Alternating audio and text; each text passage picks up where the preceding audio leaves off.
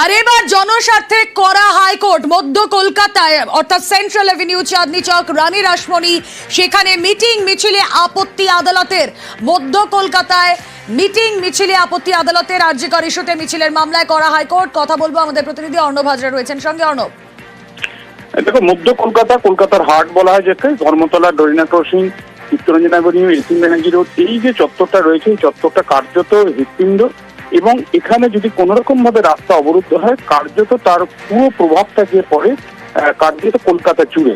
এবং বিচারপতি তীর্থঙ্কর ঘোষের বেঞ্চে আরজিকর রায় 18ই জানুয়ারি তার আগে একটি মিছিলকে ঘিরে মামলা হয় এবং সেই মিছিলে অনুমতি পুলিশ না দেওয়ার কারণে মামলা করায় কলকাতা হাইকোর্টে।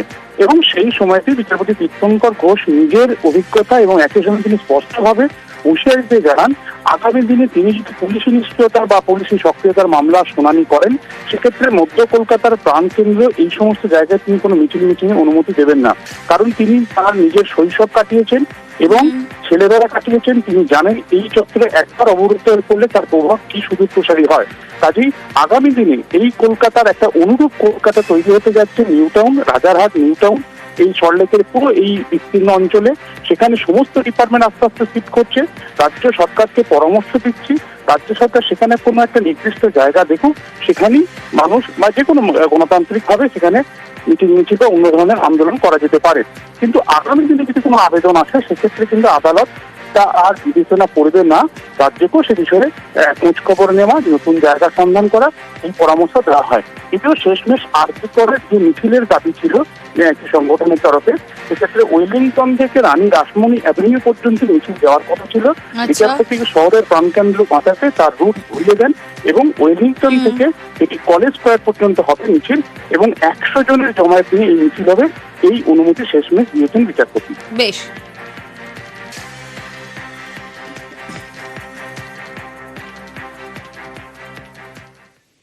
আর এবার বাঘা যতীনের ছবি, হেলে পড়া বাড়ি সোজা করতে গিয়ে যেখানে যত বিপত্তি। কারণ কলকাতার মাটি নরম, আর এই নরম মাটিতে হেলে পড়া বাড়ি যেভাবে সোজা করতে হতো সেভাবে বাঘা যতীনে করা হয়নি, আর এর জেরেই ভেঙে পড়েছে বহুতল, এমনটাই মত এক্সপার্টদের। অথচ এই কলকাতাতে এমন অনেক হেলে পড়া বাড়ি রয়েছে, দেখুন একবার।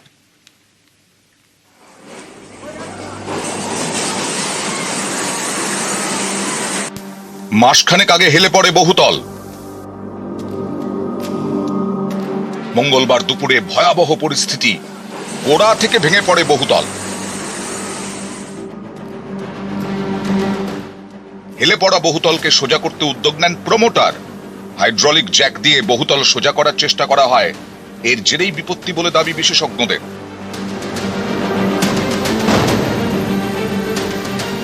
বাড়িকে তলা থেকে ফাউন্ডেশনের তলায় জ্যাক দিয়ে তুলতে চাইছে। আসল কথা এটা যখন তুলতে হবে অনেকগুলো জিনিস দেখতে হবে। একটা হচ্ছে যেখানে জ্যাকটা বসানো হচ্ছে, এই যে জ্যাকের ছবিটা ইটের গাঁথনি করে তার উপর বসিয়ে এখান থেকে বাড়িটা কেটে দিয়ে ওপরে তোলা হচ্ছে। তুলতে গিয়ে সব জ্যাক একসঙ্গে কাজ না করলে দেখতে পারে, চারিদিক থেকেই জ্যাক দিয়ে তুলতে হবে, একটা দিক ধরে তুললে হবে না, অথবা এখানে একটা দিক ধরে তুলতে গেছিল। হেলে পড়া বহুতলে আগে কোনো ফাটল ধরেনি, বহুতল তৈরি বা নির্মাণ সামগ্রীতে সমস্যা ছিল না বলেই দাবি পুরসভার ইঞ্জিনিয়ারের। তিনিও দায়ী করছেন বহুতল সোজা করার পদ্ধতিকে। একটা হয়তো সামান্য টিল্টিং হয়েছে, সেই টিল্টিংটা এখন অনেক টেকনোলজি আছে, অ্যারেস্ট করা যেতে পারত। কিন্তু যে পদ্ধতি নিয়ে এটা করতে যাওয়া হয়েছে এটা নির্বোধের কাজ। এটা কোনো ইন্ডিয়ান স্ট্যান্ডার্ড কোড বলুন, এনবিসি বলুন, ন্যাশনাল বিল্ডিং কোড, কেউ এই টেকনিককে মানে পারমিট করে না। ওইখানেতে ওরা জ্যাক দিয়েছিল, জ্যাক দিয়ে এটাকে তোলার চেষ্টা করেছিল। আশেপাশের বিল্ডিং যারা আছে, ওই বাড়িতে যারা থাকে তাদের ভ্যাকেট করে দেওয়া এই মুহূর্তে উচিত। ওভারটার্নিং অবশ্যই হয়ে যেতে পারে। ওরা বলছেন কলকাতার মাটি নরম, তাই এখানে বাড়ি লিফটিং করা খুবই ঝুঁকিপূর্ণ। বিশেষজ্ঞদের মতে বাঘা যতীনে হেলা বাড়ি সোজা করতে গিয়ে বিপত্তি ঘটেছে।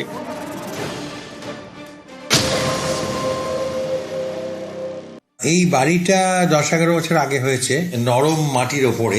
এমনি কলকাতার মাটিই নরম, একটু টিল্টেড কন্ডিশনে ছিল বহুদিন ধরে। এটা আমার মনে হচ্ছে আগে থেকে প্রথম থেকেই একটু বেঁকেই তৈরি হয়েছে। তার কারণ হচ্ছে মাটিটা জলাজমি এবং খারাপ জায়গা ছিল। হট করে আমি কিছু জ্যাক তলায় লাগিয়ে তাহলে সেটা সিনিয়র এইভাবে কিছুতেই করা উচিত না, করতে দেওয়া উচিত না। আমাদের দেশে কিছু এরকম অর্গানাইজেশন আছে যারা হরিয়ানা বা দিল্লির অধিকার, এই কাজটা করতে গেলে যা যা প্রিকশন নেওয়া উচিত সেটা না নিয়েই কিন্তু সারা ভারতবর্ষ হবে এই ধরনের কোম্পানিগুলো কাজ করে যাচ্ছে। এরা কিন্তু মিউনিসিপ্যালিটিতে কোনো নেয় না। কলকাতার মাটিকে বুঝতে হবে, সহজে এগুলোকে ঠিক করা যাবে না। এই ধরনের কোম্পানিগুলো কি করছে, তারা খুব শক্ত সয়েলে, দিল্লি যেমন বা হরিয়ানা, ওই সমস্ত জায়গায় মাটি অনেক শক্ত, সেই সমস্ত জায়গায় বেশ কিছু এক্সপেরিমেন্টাল কাজ করে সাকসেস হয়েছে, তারপরে তারা ভাবছে সব জায়গায় হবে। কলকাতার হাই রাইজ বিল্ডিং মানে 10-এর ওপর থেকে 12-এর ওপর থেকে হাই রাইজ। আর্থকোয়েকের সময় যদি বড় বাড়ি যেটা হয়, সেই বড় বাড়ির যে দোলনটা, সেই দোলনটা কিন্তু অনেক বেশি, কিন্তু ছোট বাড়ি এই দোলন সহ্য করতে পারে না, তার মেটেরিয়ালও সেরকম নয়, তার ফলে সে ভেঙে পড়তে পারে। এই শহরেই বছরের পর বছর ধরে এমন বেশ কয়েকটি হেলে যাওয়া বাড়ি রয়েছে, সেখানে বহু মানুষ বসবাস করছেন। এই বাড়িগুলি সোজা করতে গেলেও হয়তো এমনই বিপদ হতে পারে। নিউজ 18 বাংলা। পুরসভার বিল্ডিং বিভাগেই কি চলে বেআইনি কারবার? বাঘা যতীনের বহুতল বিপর্যয়ের পর এই প্রশ্নটাই উঠছে, কারণ বাড়িটি বেআইনি, পুরসভার ছাড়পত্র নেই, তাও হয়েছে মিউটেশন। পুরসভা সিসি ছাড়া মিউটেশন হয় কিভাবে, হলো কিভাবে, এই প্রশ্ন অনেকেরই।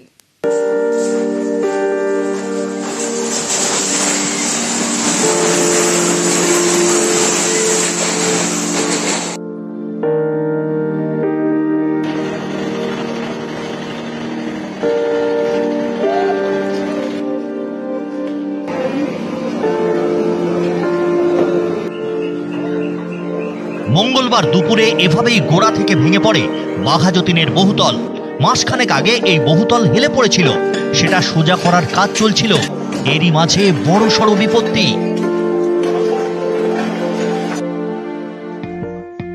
বাঘা যতীনের বিদ্যাসাগর পল্লীর শুভ অ্যাপার্টমেন্ট, এখানে 8টি ফ্ল্যাট, 8টি পরিবার। অভিযোগ, জলাভূমি ভরাট করে এই বহুতল তৈরি করা হয়, সেই বহুতল ভেঙে বিপত্তি। বহুতল নির্মাণে কলকাতা পুরসভার ভূমিকা নিয়েও প্রশ্ন উঠেছে। নিয়ম অনুযায়ী বাড়ি বা বহুতল তৈরি করতে গেলে মাটি পরীক্ষার রিপোর্ট এবং বিল্ডিং প্ল্যান পুরসভায় জমা দিতে হয়। সেই প্ল্যান পাস হলে বিল্ডিং তৈরি করা যায়। প্ল্যান মতো বহুতল তৈরি হয়েছে কিনা খতিয়ে দেখে পুরসভার বিল্ডিং বিভাগ। তাদের সবুজ সংকেত পেলে কমপ্লিশন সার্টিফিকেট বা সিসি দেয় পুরসভা। এই সিসির ওপর ভিত্তি করে মিউটেশন হয়, এর ভিত্তিতেই বাড়ি বা ফ্ল্যাটের ট্যাক্স ঠিক হয়। মিউটেশন সার্টিফিকেটের উপর ভিত্তি করেই এই বহুতলে 8 পরিবার বাস করছে, ট্যাক্সও দিচ্ছে, জল বিদ্যুৎ সবই আছে। এখানেই অনেকের প্রশ্ন, যে বহুতলের পুরসভা নেই সেখানে মিউটেশন, পুরসভার বিল্ডিং বিভাগে কি এইরকম বেআইনি কারবার চলে? আমার যা মনে হচ্ছে দেখে যে এটা আইনি পারমিশন ছিল না। যদি আইনি পারমিশন থাকতো বা স্যাংশন নাও থাকতো তাহলে প্রমোটার পালিয়ে যাবে কেন? আর এটা করেছিল একটা সিপিএম এর প্রমোটারই, সুভাষ। এটা ভরাট হয়েছিল, এখন যা শুনতে পাচ্ছি সিপিএম এর। মূর্খের মতো কথাবার্তা কোনো উত্তর হয় না। থেকে তখন কে কাউন্সিলর? 2012-তে বাড়ি হয়েছে, 2014-তে হ্যান্ড ওভার হয়েছে, তো পরে তখন সিপিএম এর আমল কোথায়? তখন তো রাজভবন সরকার নেই। দেখার দায়িত্ব কাউন্সিলরদের নয়। কলকাতা কর্পোরেশন মিউনিসিপ্যাল অ্যাক্টে কোথাও কাউন্সিলরদের দায়িত্ব দেওয়ার দায়িত্ব রয়েছে। সেই এলাকাতেও আমি আইনগুলোকে অনেক আমরা এমআইসিতে শিথিল করে দিয়েছি। যে জমা দেবেন সে পাবেন। ইঞ্জিনিয়ার, একজন ইঞ্জিনিয়ারকে অ্যাপয়েন্ট করতে হবে, যে যার তত্ত্বাবধানে এই বাড়িগুলো হবে। মিস্ত্রিদের তত্ত্বাবধানে নয়, ইঞ্জিনিয়ারের তত্ত্বাবধানে হবে। বহুতল বিপর্যয়ের পর থেকেই বেপাত্তা প্রমোটার সুভাষ রায়। তার বিরুদ্ধে নেতাজি নগর থানায় অভিযোগ দায়ের করেছে কলকাতা পুরসভা। ফ্ল্যাটের সব মালিকদের বিরুদ্ধেও দায়ের হয়েছে এফআইআর। নিউজ 18 বাংলা।